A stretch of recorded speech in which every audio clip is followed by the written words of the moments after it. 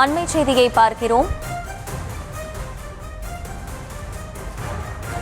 குடியரசு துணைத் தலைவர் பதவியேற்பு விழாவில் ஜெகதீப் தங்கர் பங்கேற்றிருக்கக்கூடிய அந்த காட்சிகள் வெளியாகி இருக்கின்றன. அது குறித்த அந்த அண்மை செய்தியை பார்த்து வருகிறோம். குடியரசு துணைத் தலைவர் பதவியேற்பு விழாவில் ஜெகதீப் தங்கர் பங்கேற்றிருக்கிறார். அந்த காட்சிகளும் வெளியாகி இருக்கின்றன. கடந்த ஜூலை 23ஆம் தேதி ஜெகதீப் தங்கர் குடியரசு துணைத் தலைவர் பதவியை ராஜினாமா செய்திருந்தார். இந்த நிலையில் இதன் பின்னர் பொது நிகழ்ச்சிகளில் பங்கேற்காமல் இருந்தார் ஜெகதீப் தங்கர்.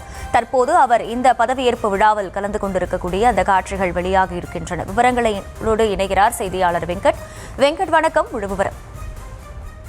வணக்கம். டெல்லியில 15வது குடியரசு துணைத் தலைவராக தேர்ந்தெடுக்கக்கூடிய சிபி ராதாகிருஷ்ணன் இன்னும் சற்று நேரத்தில் பதவியேற்கக்கூடிய நிலையில இந்த பதவியேற்பு விழாவில் முன்னாள் குடியரசு துணைத் தலைவர் ஜெகதீப் தங்கர் பங்கேற்றிருக்கிறார். கிட்டத்தட்ட அவர் பதவி விலகியதிலிருந்து எந்த நிகழ்ச்சிகளும் கலந்து கொள்ளாமல் இருந்தால் எதிர்கட்சிகள் கடுமையான விமர்சனங்கள் முன்வைத்தது.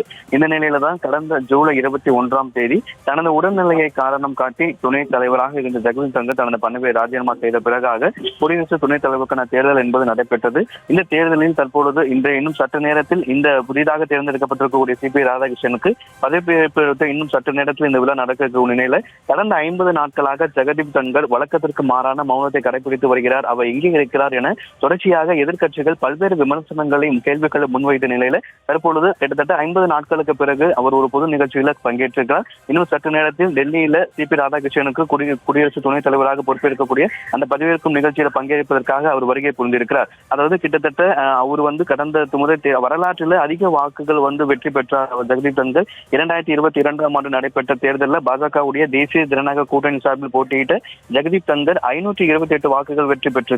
அதுதான் அதிகபட்ச வாக்கு வெற்றிகளாக இன்று பதிவாகி இருக்கக்கூடிய நிலையில தற்பொழுது அந்த நேற்று தினம் கூட ஒரு அறிக்கை ஒன்றை வெளியிட்டிருந்தார். அந்த அறிக்கையில சிபி ராதாகிருஷ்ணனுக்கு வாழ்த்து தெரிவித்து அவர் கிட்டத்தட்ட 50 நாட்களுக்கு பிறகு ஒரு அறிக்கையும் வெளியிட்டிருந்தார்.